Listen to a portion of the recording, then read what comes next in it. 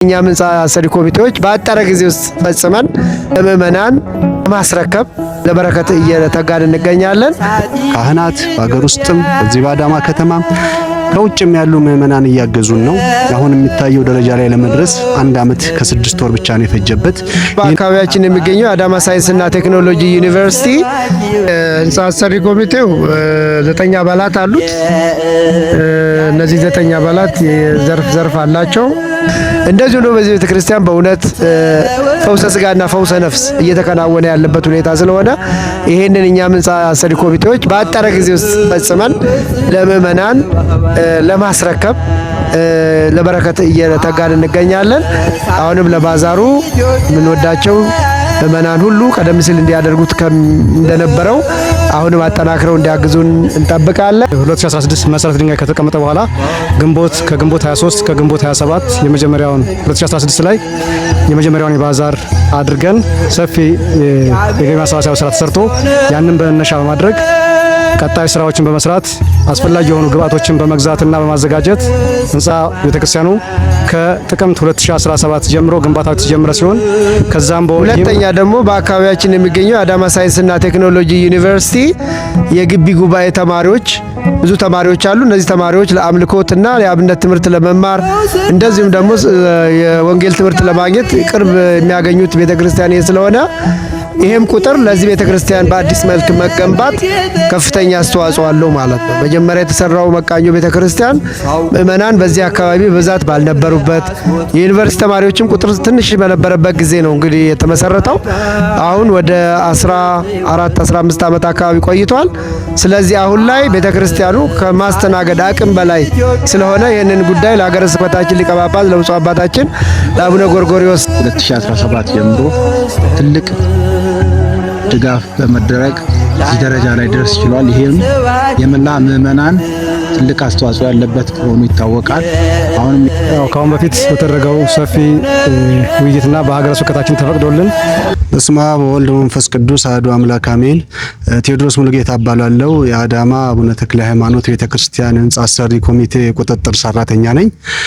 እንደሚታወቀው ደብራችን ከጀርባው በሚያምር ተፈጥሮ በፊት ለፊቱ ደግሞ በአዳማ ዩኒቨርሲቲ ግራና ቀኝ በሚያማምሩ ዘመናዊ መንደሮች የተከበበ ነው።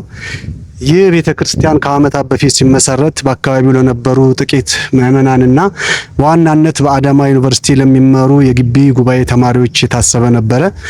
ያን ጊዜ ይሄ ታሳቢ ስለተደረገ የተሰራው ህንጻ ቤተክርስቲያን በጣም ጥቂት ከመሆኑ የተነሳ አሁን ላለው ማህበረሰብ ቁጥር የማይመጥን ካህናት ለአገልግሎት ለመፋጠን የማይመቻቸው ምእመናን እንደልባቸው ገብተው የሚያስቀድሱበት ስጋና ደሙንም ለመቀበል የማያመች በጣም ጠባብ ቤተክርስቲያን ስለሆነ ይህን አሁን የሚታየውን አዲሱን ህንጻ ቤተክርስቲያን ለመገንባት ግድ ሆኖብናል።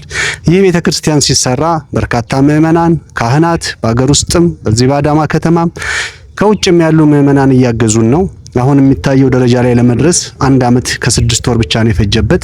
ይህን አስደናቂ ቤተክርስቲያን ለመስራት መጀመሪያ የተደረገው ባዛር ትልቅ አገልግሎት ነበረው። በዛ የተነሳ አሁን የሚታየው ትልቅ ቦታ ላይ ደርሷል። የሚቀጥለውን ምዕራፍ ለማስቀጠል ቤተክርስቲያኑ አሁን በተጀመረው ፍጥነት እንዲቀጥል ለማስቻል ደግሞ ሁለተኛ ዙር ባዛር በዚህ ዓመት ማለትም በ2018 ዓመተ ምህረት ከሚያዝያ 23 እስከ 27 በዚሁ በደብራችን ተዘጋጅቷል።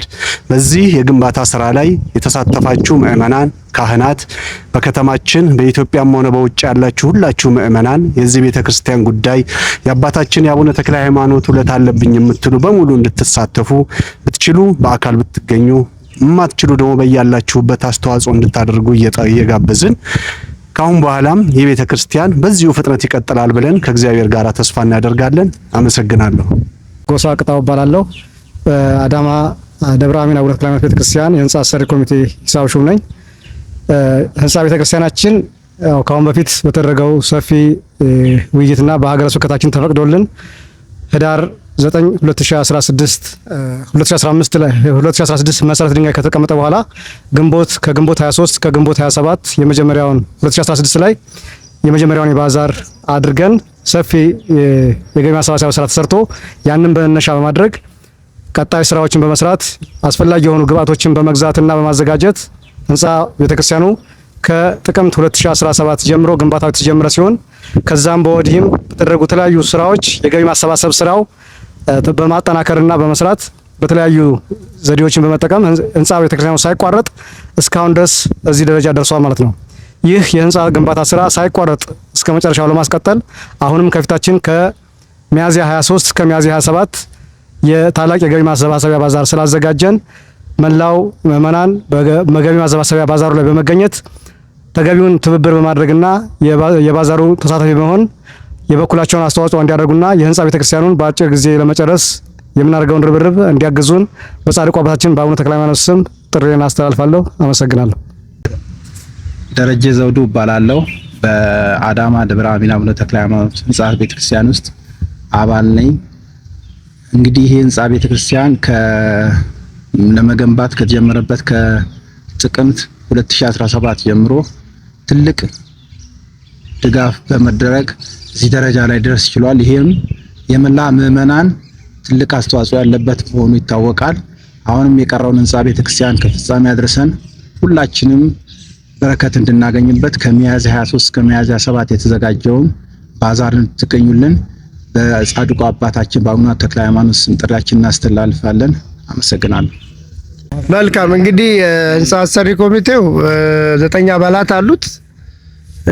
እነዚህ 9 አባላት ዘርፍ አላቸው። እንግዲህ ኮሚቴው ይህን ስራ በኃላፊነት ተረክቦ ለመምራት አመታዊ እቅድ ያዘጋጃል። አመታዊ በጀት እቅድ አለው። እንደዚሁም ደግሞ የግዢ ፍላጎትን በማጥናት ከቴክኒክ ኮሚቴ በሚቀርብለት የግዢ ጥያቄ መሰረት ግዢዎች በጥራት እንዲከናወኑ ያደርጋል። ከዚህ በተጨማሪም ደግሞ በየሳምንት መደበኛ ስብሰባ በማድረግ ያለፈውን ሳምንት ስራ በመገምገም የቀጣይ ሳምንት ስራዎችንም ደግሞ አቅጣጫ እያስቀመጠ የሚገዙ ነገሮችም በዛው ልክ በተጠናና ውድድር ላይ በተመሰረተ ሁኔታ ላይ ያከናወነ ይገኛል። ከዚህ በተጨማሪም ደግሞ ለማህበረ ምዕመናኑ አመታዊ ሪፖርት ያቀርባል። ማህበረ ምዕመናን ያን ሪፖርት እንዲያዳምጡ የሚያደርግበት ሁኔታ አለ። አመች በሆነ ሰዓትም ደግሞ በተለይ በትልልቅ በዓላት እንደ ትንሳኤ ባሉ ክብረ በዓላት ላይ ለማህበረ ምዕመናኑ ህንጻው የደረሰበትን ደረጃም የማሳወቅ ስራዎችን ይሰራል። ከዚህ በተጨማሪ እንግዲህ ከአካባቢው የመስተዳደር አካላት ጋርም በትብብር በመስራት ለቤተ ክርስቲያኑ በቂ ጥበቃ ድጋፍ እንዲደረግ ጥሩ ግንኙነት በመፍጠር የምንሰራበት አግባብ አለ። ከዚህ በተጨማሪ እንግዲህ ምናልባት ለቀጣይ አመታትም ይሄ ህንጻ የሚያስፈልጉትን ነገሮች በማቀድና በማመላከት ለባዛሩም እንደ በተለያዩ ኮሚቴ አባል በመሆን እዚህ የምታያቸው የኮሚቴው አባላት የባዛር ኮሚቴም በተለያየ ደረጃ በመሳተፍ ባዛሩ በጥሩ ዝግጅት እንዲከናወን ከምዕመናንን የማልበስ ደግሞ ለዝግጅቱ የሚያስፈልግ የገንዘብና የሀብት ማፈላለግ ስራዎች ላይም በመሳተፍ በስራ ላይ በመሳተፍ ጥሩ ድጋፍ እየተደረገ ነው የሚገኘው። ስለዚህ ይሄ ባዛር በስኬት ይጠናቀቃል ብለን ተስፋ እናደርጋለን። ምክንያቱም እዚህ በምዕመናን ላይ የህንጻው በፍጥነት መከናወን የፈጠረው አዎንታዊ ተጽዕኖ ለቀጣዩ ምዕመናንም በእምነት ይሄ ስራ እውነትም በሰጡት ገንዘብ በጥሩ ሁኔታ ተከናውኖ እጅግ ባጠረ ጊዜ ታይቶ በማይታወቅ ፍጥነት እዚህ ደረጃ መድረሱ ብዙዎችን በእውነት የሚያጓጓ ደረጃ ላይ ነው ያለው።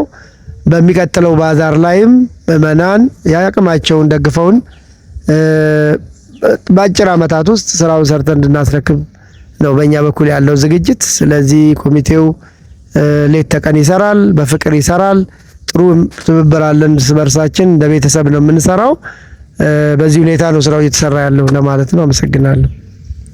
ከሚያዝያ 23 እስከ ሚያዝያ 27 2018 ዓመተ ምህረት ለተዘጋጀው የገቢ ማሰባሰቢያ ባዛር ላይ በአቡነ ተክለ ሃይማኖት ቤተክርስቲያን ተገኝታችሁ መሳተፍ የማትችሉ በአዳማም በኢትዮጵያም ሆነ በውጭ የምትኖሩ ህዝበ ምእመናን ይህንን ቤተክርስቲያን ለመደገፍ ይረዳችሁ ዘንድ በኢትዮጵያ ንግድ ባንክ የሂሳብ ቁጥር 1056 03 41 958 ዳሽን ባንክ 56 13 95 41 29 011 ወይም በአሃዱ ባንክ 0044 80 54 91 0901 በአቅማችሁ የቻላችሁትን ድጋፍ እንድታደርጉ በአባታችን በአቡነ ተክለ ሃይማኖት ስም ጥሪያችንን እናስተላልፋለን።